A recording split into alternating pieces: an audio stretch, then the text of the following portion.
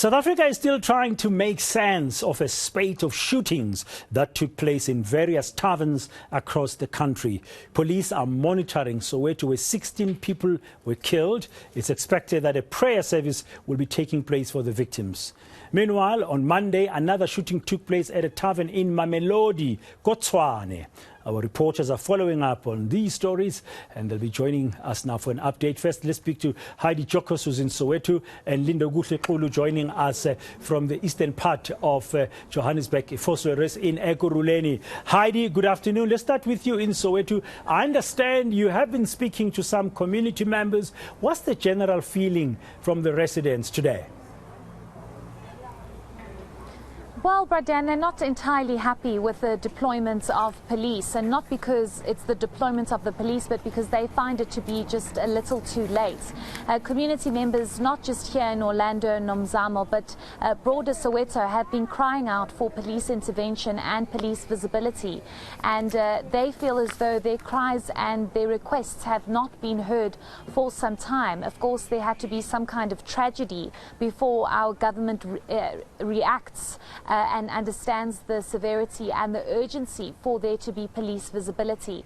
We do know that there are multiple operations underway, so we know that JMPD as well as a number of SAPS members, the flying squad, as well as the Amaberete have been deployed to Soweto to show that police visibility.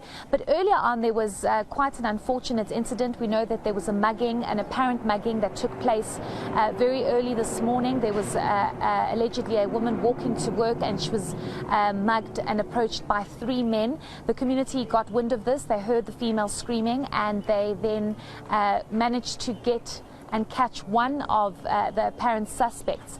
The community took matters into their own hands and they assaulted him quite badly. The ambulance had to be brought in to basically take him away. But the community just saying that they are not satisfied and that they feel as though the police aren't doing enough, given that a mugging happened on the watch of the Amaberete and this high police visibility. Let's listen to what that community member had to say. We need more police each and every day, because this is only now because it happened in Nomzamo. Then we will never see the police again. After this incident, we'll never see the police again in our community. You report a case in 1 hour, 30 minutes, they'll come next day. So they can have many cars, whatever, but police are not protecting the community at all. We as a community will protect ourselves. There's nothing we can do because we can't trust the police. The police, they are only coming when there's a criminal that has been arrested. They don't protect the community. Just now, Pegitole just announced that now he's going to bring back the parents. Where were they all this time? Where were they? Very, very strong words there and views from that member of the community in Soweto. Heidi, you've mentioned the issue of the local community there in Orlando taking the law into its own hands and taking matters into their own hands and a form of mob justice sort of happening. What have the police said about that? Because that would be worrying. Definitely worrying, but the police claim that because they're already on high alert and there's police presence in and around the area, they were able to react quite swiftly. We did see the police getting to the scene, but very late, because the community had already assaulted this man quite badly. But the police claim that because they were already on high alert and high visibility, they were able to get there before things got completely out of hand. They were able to control the community, get the community to step away and wait for the ambulance to arrive. What's also important here is that this particular individual was questioned by the police to say what actually happened, what's your version of events, because of course no case has been opened as yet. According to the police, they don't have any records of anything happening. They were trying to get hold of this particular individual that was apparently mugged this morning, but it's going to be hard to find her because her cell phone was stolen.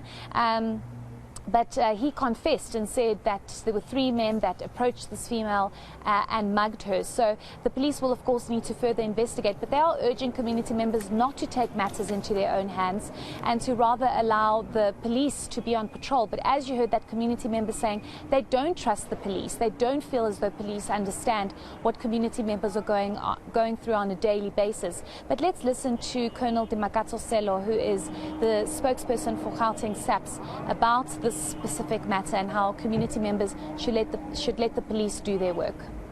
If the police hadn't come at the time that they came, what would have happened? Because they are saying they don't feel the police presence. But the police are the ones who came at that time when they were about to beat up that child or whoever, that guy. But the police, it is the TRT members who came in and saved him because they were patrolling around the area. That's how they came about the incident, because it was not reported to the police. They were patrolling around the area and they came about that incident. That's when the group dispersed. But the guy who was attacked has been taken to hospital, and we are urging the lady who said she has been robbed. We are urging her to come to the police station and open a case so that an investigation can go underway. The police spokesperson there, Dimakatso Selo, speaking to Heidi Giokos a little bit earlier. Let's go to the eastern part of Gauteng now, in Ekurhuleni. We find Lindokuhle. Good afternoon, Kabasha. I understand there's a Gauteng Safety Summit now that's currently underway, and it's coming on the back of all these kind of attacks we've seen in the past week in Soweto and in Katlehong itself there near Spate View, and in Mamelodi in Pretoria. It is, in fact, a response to some of the horrific crimes that we've been seeing across the country. I mean, you'd remember the issue of Enyobeni, where, many people had been referring to it as, an Eastern Cape crime issue. There is that thing in Pietermaritzburg where even in a tavern, the same thing happened, where they referred to it as something that happened in Pietermaritzburg. And even in Gauteng, Heidi Giokos was, in fact, giving us a sense of that as well, my colleague there in Soweto. But all of this, according to the Department of Community Safety in Gauteng, is something that we can work towards together, because you would have heard Heidi speaking about people taking the law into their own hands. You would have heard about people unsatisfied with the interventions that are coming from the criminal department, from South African Police Services, as well as other relevant authorities. But in essence, today, this particular summit is looking at ways in which the community themselves can lobby each other, can organize each other, and actually be able to be part of these crime prevention efforts. So in response to all of what is happening here, the Department of Community Safety is essentially saying that the biggest intelligence that the country can have in terms of a way of preventing these crimes, a way of curbing these crimes, is in fact to have community members be active as far as the role of crime prevention is concerned. So Faith Mazibuko, the MEC for Community Safety, is here today. I must say this is not the first time she's done these Imbizo-like meetings. It's essentially tapping into the knowledge of the community, the residents in various areas around Gauteng, to say that what is it exactly that is happening in the communities, what are the specific crimes, and what are the solutions that the community is proposing may be able to help us all in terms of preventing crime, but also to be able to curb those that are actively happening in our communities. So she's essentially saying that Gauteng on its own as a province has this program. It is growing under the banner of the Growing Gauteng Together 2030, but this one is of the safety plan, to say that, while there are all of these issues that are happening, Gauteng has a plan of ensuring that they curb and stop these crimes. But their way is to say that the communities, the residents themselves, must be able to be part of this particular program. Take a listen to Faith Mazibuko when we spoke to her earlier in terms of her explaining just what are some of the things that communities and residents can do when it comes to ensuring that they are part of the fight of crime prevention. As Katoras, what it is that we can do to salvage the situation. Out of all these incidences, as much as most of their police stations, unlike Tembisa that you always find within the top 30 of national, police station you won't find them within the top 30 at national, but you find them at top 40 of the province. Is it underreporting or what is happening? So we're here to zoom in on that and further encourage communities, report crime. Don't just sit and say, you report, because it makes the work of the police to also be looked at to say, Amapoisa, are they working or not working? Is the visible policing or not? Is the sector crime forums functional? Are our CPFs functional? These are community structures that must be built, and through the community safety plan and ward-based policing, we intend to do that. That's Faith Mazibuko there, Lindokuhle, talking about the need for communities to be involved in intelligence, in the reporting of crime. But there are people who question the capabilities of intelligence operations.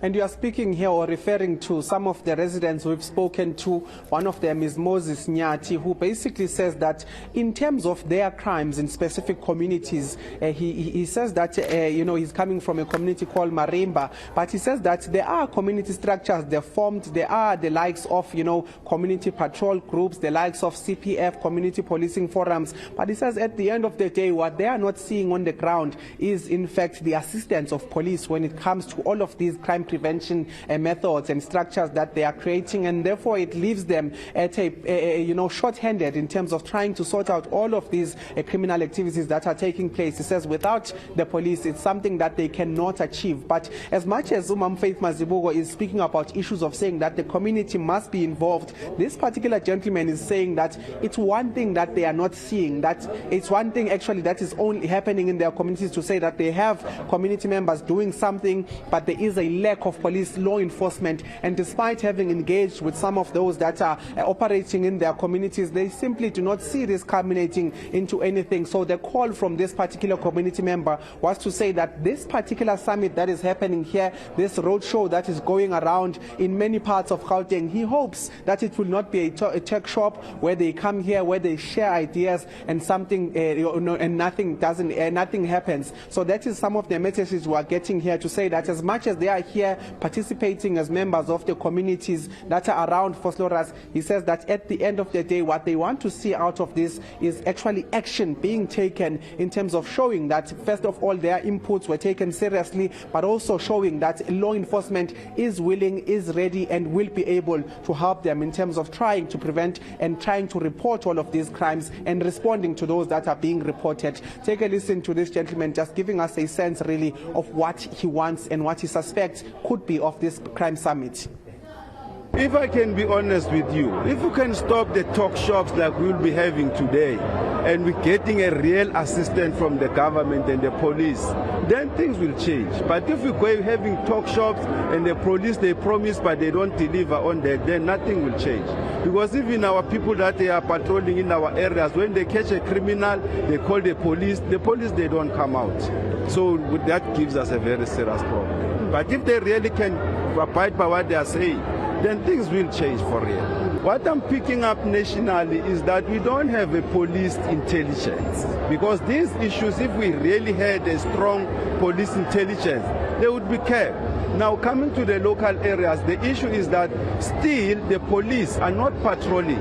They're not supporting the people. The vans that they say they're not enough, they only have one van or two vans here and there, and our community is too big. So they can't cover every area because of that support they're not giving. And very briefly, Lindokuhle, as we conclude, is this a day-long summit? Is it a one-day event?